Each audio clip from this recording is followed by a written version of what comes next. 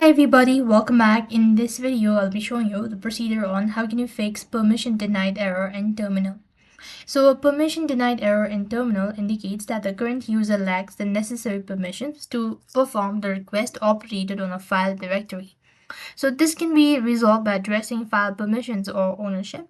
So what you want to do is, first of all, you want to check your current permission. So you could use 1s or the file name to view the existing permissions. You could add a permission by using command to grant specific permissions as well. Likewise, to add a permission, you could use command. So likewise, to grant a permissions, you could use the command as such, file name, and add execution permissions as well. So likewise, to change the file ownership, if the file or directory is owned by another user or a root, you may need to change its ownership to your user.